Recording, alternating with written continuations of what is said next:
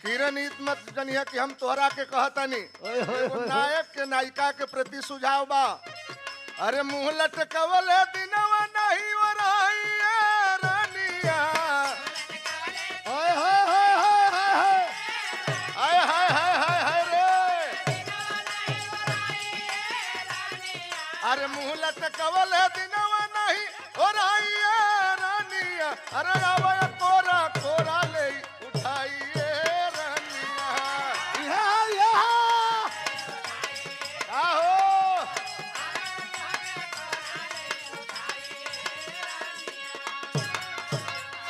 रुआ सबनी के सामने एगो पौराणिक प्रसंग पेश करे जाते हैं। ए बिरहा में हम सिद्ध करब लड़की से लड़की के शादी। भाव कवि जी लिखलन कैसे मास्टर। तो भाई तुलसी कृत रामायण रचि रचि तुलसीदास पुरायणी। गायन गाय सुनाऊं सुनिए धर के ध्यान।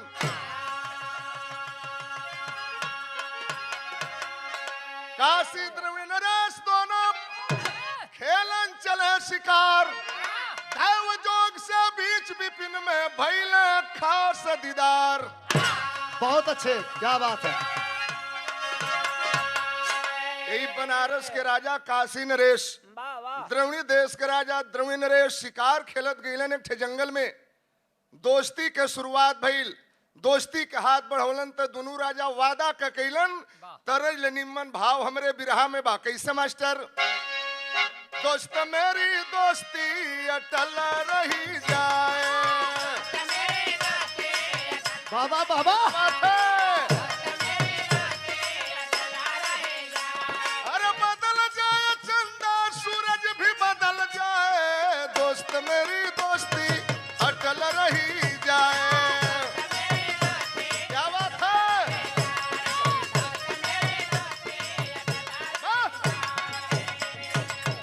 दोस्ती के हाथ बढ़ौलन दोनों राजा। अकलन के हमनी में दुश्मनी रहल, आज दोस्त हो गई निजाम। लेकिन ये दोस्ती हमनी के कहियो रिश्तेदारी में बदले के चाही। माने कहियो लड़का लड़की के बियाह कल जाए। इस संजोग दोनों राजा के रानीन के पेट में गर्भबा। काशी नरेश कहला हम ज्योतिषी से हाथ देखवले हैं, हमारी रानी की पेट से लड़की पैदा हुई। द्रविड़ राजा सोचलन के भाई तब तब बियाह तब्बे हुई जबकि अब हमके अपनी रानी की पेट से लड़का पैदा करवावे के परी। काशी राजा गईला अपना घरे, द्रविड़ राजा गईला अपना घरे। द्रविड़ राजा अपनी रानी के पास में बोलवलन, कहलन तुहार पेट फुल्लल बा। अगर लड़का जो पैदा हुई तब तक ठीक बा, नहीं जो लड़की पैदा करबू तो हम माहुर खा के मर जाई। अब रानी बड़ा फेरे पड़ली, लेकिन राजा समझावत हुआ। राजा कहे रानी से बेटा जो जन्मैबू तबे त दुनिया में हमरा के तू पैबू। दुनवर रनियन के सुनिए हमल बाटे। 8 मास बीतल अब नौवा चढ़ल बाटे। ब्रह्मा के लखनी कभी नहीं मिटी। उधर भी हुई बेटी इधर भी हुई बेटी। जादू के चेलों में आयब देव निराला। अब भोला बनाए तो बाला दिखाए।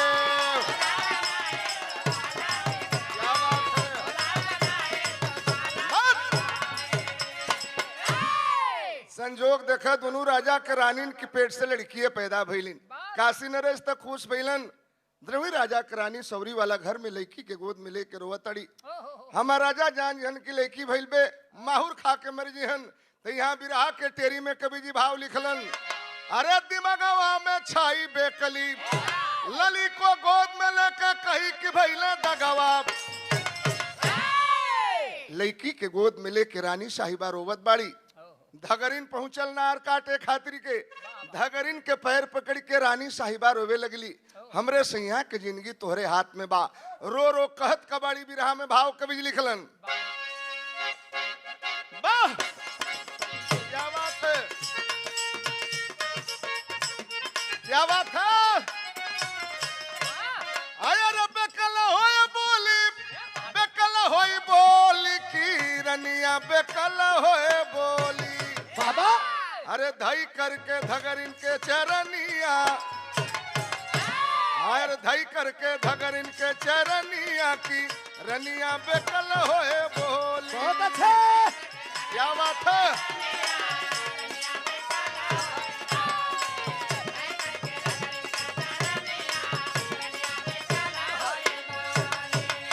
धगरिन के पैर पकड़ के रानी साहिबा रोवत बाड़ी, हमरे राजा की जिंदगी तोरे हाथ में बा, ऐलान हो जाए के चाहिए कि रानी के लड़की ना लड़का भइल बा। धगरिन दौड़ के गई, पंडित जी के बुला के लेके आई, पोथी पत्रा लेके पहुंचला पंडित जी। रानी साहिबा पैर पकड़ के रोवत बाड़ी, धगरिन बुना के पंडित लाई, तब रानी चरणन भराई की रनिया बेकल होए बोली। बेटवा बनाव बिटिनिया, अरे बेटवा बनाव बिटिनिया की रनिया बेकल होए बोली। क्या बात है।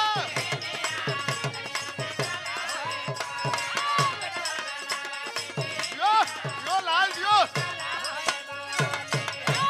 पंडित जी गईलन है रानी साहिबा के सामने, कहलन की जिंदगी भर जजमानी करबो उतना रुपया न मिली, एक के बेर तुहर घर सोना चांदी से भर दे।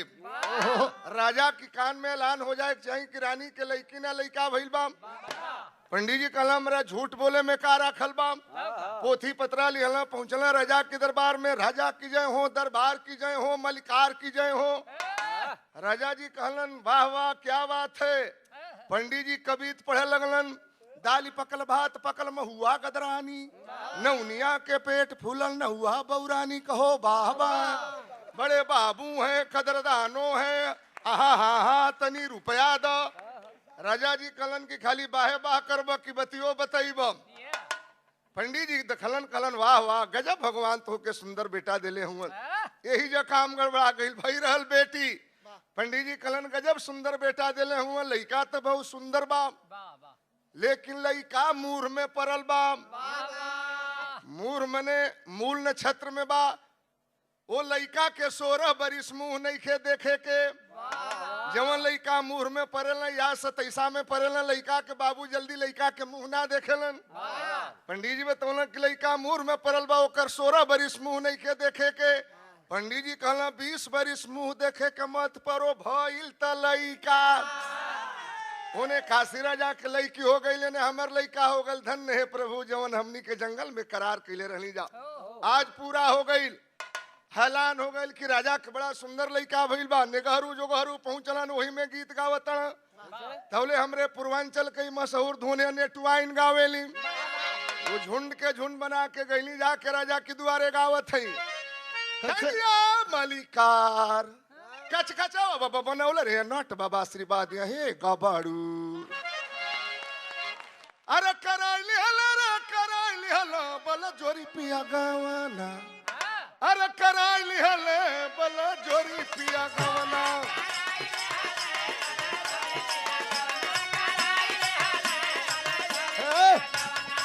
ससुर में सुनील तै दिया धनंजय बाबू कही जानी बानी जा 600 रुपया नाटी।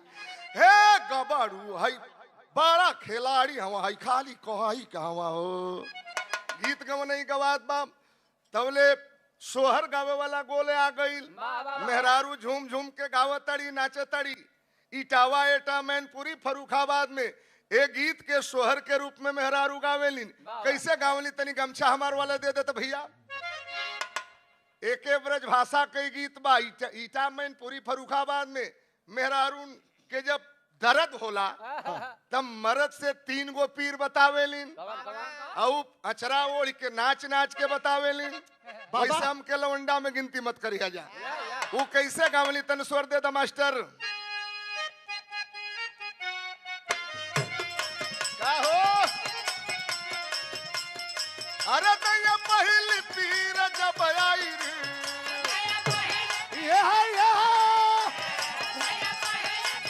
छटक के अरे हम अंगना बैठ बिताई छटक के वाला सर का कहे डेली पर चढ़ाबो। मर गई दैया रे, मर गई दैया रे।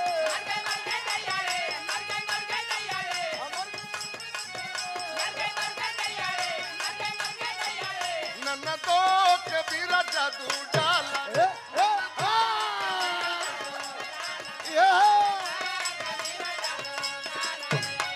ए भैया सब सोहर गावत बा। धीरे धीरे दोनों महल में जब दोनों राजा के बिटिया जवान भइली 16वां सावन पार कैली काशी नरेश के एहसास हो गई कि हमार लड़की ब्याह करे लायक हो गई। द्रवी राजा के 16 बरिस मुहवे देखे के ना रहल नाऊ बारी भेज के तिलक चढ़ौलन।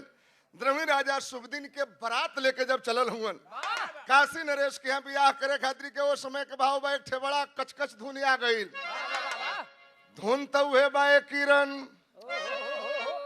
आकी सांवरी सूरतिया तोहरी आर मोहनी मूरतिया रे तोहरी अरे बड़ा निक लागे तोहरी अरे गलवा के गोदनवा जनवा मारेला नयनवा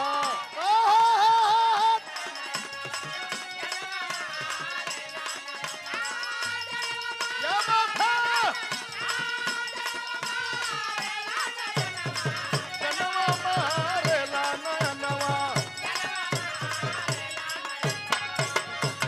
अरे साजी के बरतिया चलले सामी का जमतिया लिहले सदिया करना चले हो कताई अरवा छोकरी बनल बा छोकरवा क्या बात है बारात लेके गिलन काशी नरेश के यहाँ दरवाजा पर बारात लगल दूर पूजा होत बा मेहरारू मंगल गीत गावत थी।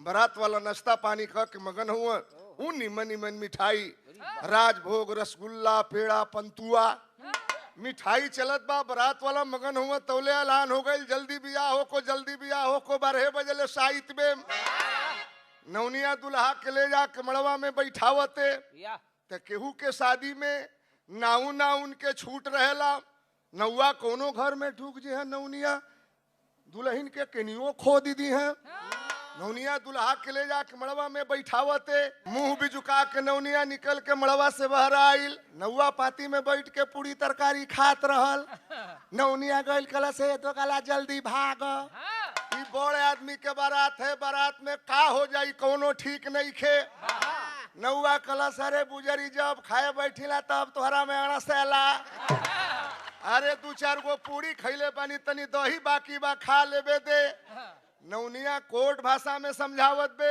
हमनी के जल्दी यहाँ से निकल के भाग चल जा राजा अपनी लड़की के दूल्हा बना के लेके आई लोगन नौनिया कोर्ट भाषा में इशारा करत बे नौआ कल जल्दी भाग नहीं तब मार होई बारात में नौआ जब इतना कलर नौनिया कलश अरे राजवा अपनी लड़की के दूल्हा बना के लेके आइल बा भाग यहाँ से नौआ नौनिया में बात होता 2-4 गो अवरी मेहरारू जान गईली मेहरारून के बात जल्दी छिपेला नहीं काशी राजा म्यान से तलवार खींच लिया आज गर्दन काट करके फेंक दूंगा इसने हमारे साथ दोस्ती में दुश्मनी किया है द्रवी राजा बारात लेके भागल जात हुवन पीछे से काशी राजा चहटले हुवन के हवा तू कहाँ जईबा आखिरकार हवा के बिना मरले छोड़ब नहीं द्रवी राजा भागत भागत अइलन यही बनारस में काशी नगरी में गंगा जी के किनारे एक महान साधु से मुलाकात भइल जेकर नाम रल तुलसीदास पैर पकड़ी के रोवे लगलन बाबा अगर कोनो जुगती ना लगईब काशी ने रेशम के मार दिहन तुलसीदास कहला राजा चिंता मत करो यह बनारस की धरती है जहां जिसकी बिगड़ी होती है वह बनारस में आकर के बन जाती है मत चिंता करो राजा कहलन का तुलसीदास तनी से बड़ा के मास्टर अरे तोहरी बिटिया का बेटावा बना देई भोर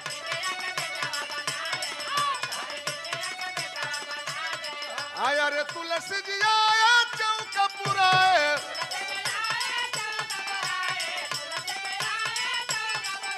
अरे 9 दिन तक रामायण गाए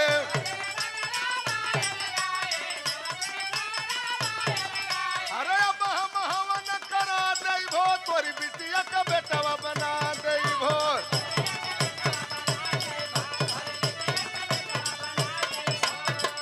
रात लिवा केलन तुलसीदास लड़की के मड़वा में बैठौलन 9 दिन नवाह पाठ करौलन 10वां दिने गंगा जी के पानी कलशा से हाथ पर लेके आ मंत्र पढ़ी के पानी पर ओर के मरला लड़की के ऊपर।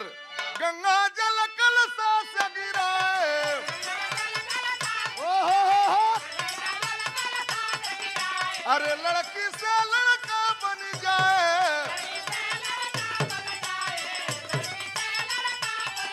अरे अब हम ब्याह करा देबो, तोरी बिटिया का बेटवा बना देबो।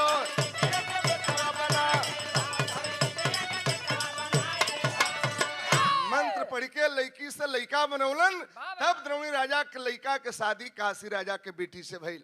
आखिरी भाव में कवि का नाम है के गुरुवर देवराम पसारे जद्दू के पैगाम, अरे दिमागवा में छाई बेकलीम, अरे भोला कब कला में लिख डरे ये